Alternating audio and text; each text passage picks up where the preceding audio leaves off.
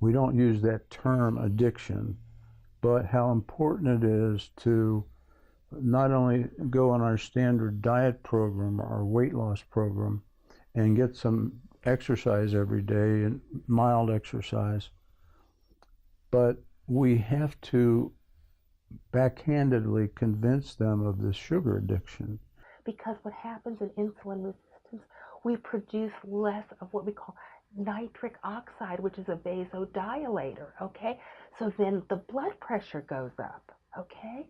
We also know, because insulin is a direct stimulant to the liver, to increase both cholesterol, triglyceride production, to decrease the HDL production, to increase the LDL production.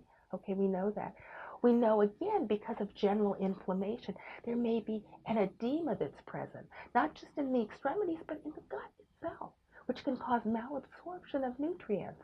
What you basically have to remember is that it's jealousy, insecurity, or just the wrong attitude about what is healthy by the other women in the group. And as I say, it's usually the alpha female who controls the opinion and controls what everybody else eats. Denise Bruner was board certified in bariatric medicine in 1988, a year after I was. We've been in the trenches together for 25 years, talking shop and swapping secrets. Like all diet doctors, in addition to limiting carbohydrate, we use medications that not only block appetite, but curb carbohydrate cravings and limit fat storage. Studies have shown if we get over 70 pounds of sugar in a year, that's when the diseases of Western civilization start to come. Heart disease, obesity, diabetes. Now, can I turn 70 pounds of sugar in a year into terms of teaspoons of sugar? Yes, I can. That averages to 23 teaspoons of sugar in a day.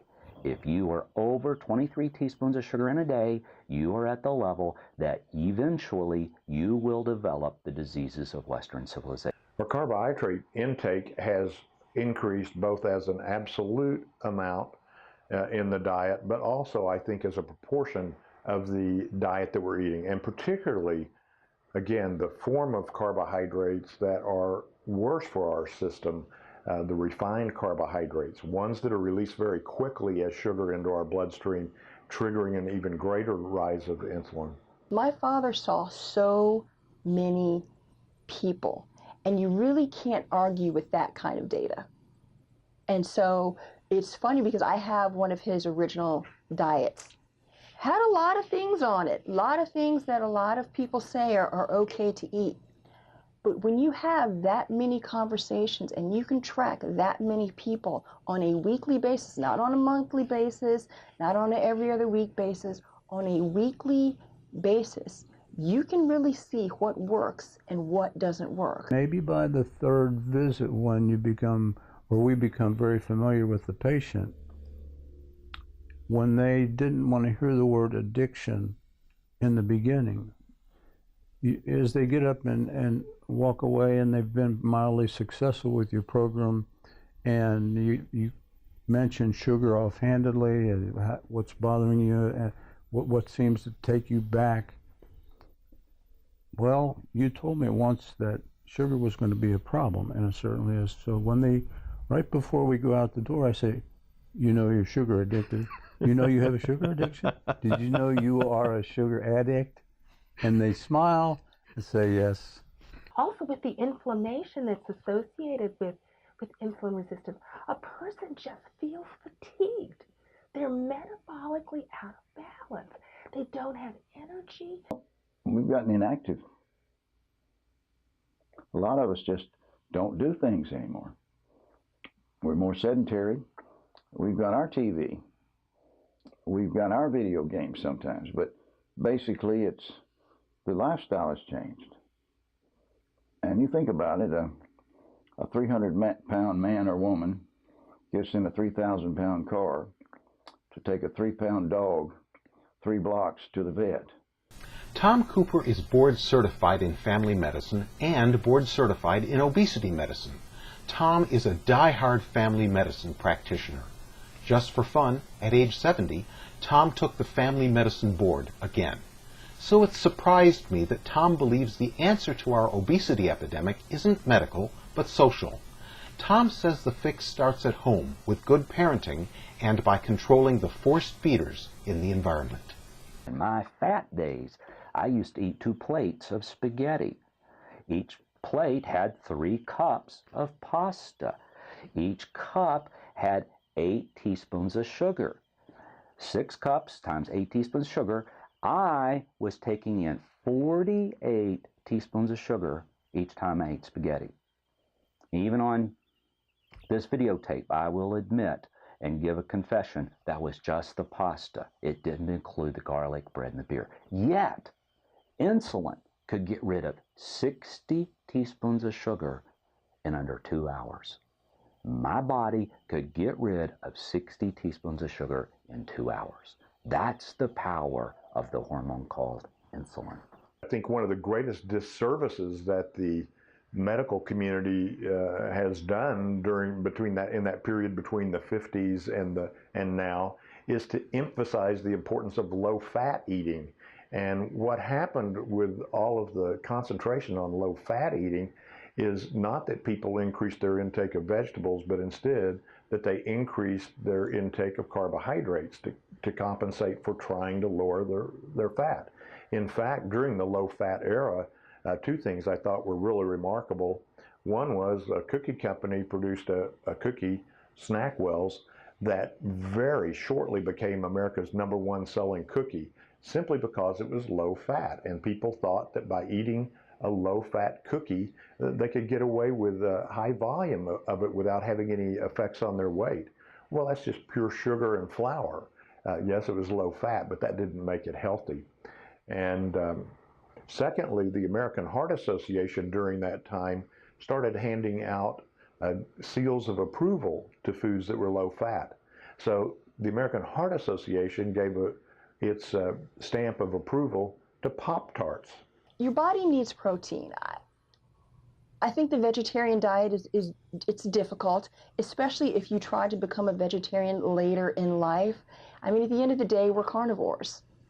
We're not, strictly vegetable eating species. And so if not chicken or turkey, then fish. But I do find that it is a challenge for people who are strict vegetarians, because most vegetarians, for their protein source, use some sort of starch in soy and nuts and grains. And I actually have a situation to where I have 2 sisters. One is a vegetarian and one is not. And the one who is a vegetarian, it has been a much greater challenge for her to try to get her weight down. If they come, they've gained a couple of pounds, you know what it is. I don't even try to be gentle anymore. I just say, well, what kind of sugar did you eat before they can? Well, it was my birthday. I had birthday cake, or it was Valentine's Day, or it was Easter, or it was Christmas. And all their holidays, and they're all just jammed with sugar. So it's here to stay. It's a problem. It's wonderful. It's cheap. It's better than smoking dope. All these things happen, and so many people come in here to my office and just express their frustration, saying, I'm trying, I have my oatmeal in the morning, I have my whole grain bread sandwich in the afternoon, and I have my couscous at night, and I can't say those are bad grains, okay? Because people want to say good food, bad food. But I just say at this point in your life, it's not metabolically benefiting you. And so we've got to make adjustments in terms of what we're doing. I think it's a change in our pattern of eating, too. Easier just to drive by somewhere. I often tell my patients, don't always take the easy way. I said the road to hell is flat, wide, smooth, straight, and downhill. And the other path is kind of rocky, and you got to really watch your step. But it goes the other way. Mike Steelman runs the largest medical weight loss practice in the West. He's an expert on the safe and effective use of medications that promote weight loss and prevents fat storage. He's also a past president of the American Society of Bariatric Physicians, as are Jerry Sutkamp, Tom Cooper, and Denise Bruner. I had a guy come to see me the summer of 2000. The first 2 months, he really didn't lose much weight. And the summer of the year 2000 is when I started thinking teaspoons of sugar. So I went to this patient and I shared with him our little formula I'll share in a second on teaspoons of sugar. The guy came back, lost 28 pounds the first month. I thought, holy crap, dude, what did you do? He said, well, Dr. Rader, I was eating 2 bowls of oatmeal every day for breakfast because I have a bad cholesterol level. You taught me that 1 cup of oatmeal is 4.5 teaspoons of sugar. Well, I was doing 25 or more teaspoons of sugar with my breakfast. So I quit eating the oatmeal and I started eating bacon and eggs, making sure I kept breakfast under a teaspoon of sugar. And you see what happened. Now, you remember the oatmeal commercial? I was down 9 points. I was down 12 points. In my cholesterol level, I checked his cholesterol level, paid for the test, told him, just let me draw your blood. His cholesterol level went down 100 points in 1 month eating bacon and eggs for breakfast. There was a study that was published in a well-known peer-reviewed journal that looked at the intake of fat as a percent of our calories from 1955 till the study was published, which I believe was sometime in the 1990s. On the same graph, it plotted out the percentage of Americans that were overweight or obese. And in fact, those 2 images were mirror images. The percentage of our calories in fat was steadily going down, and the percentage of us that were overweight or obese was steadily going up. His original plan did not have just meat, vegetables, and fruits. It had the wheat bread and the oatmeal and the brown rice and the lean pork. It had those things on it. But when he saw those people week after week after week, you see trends.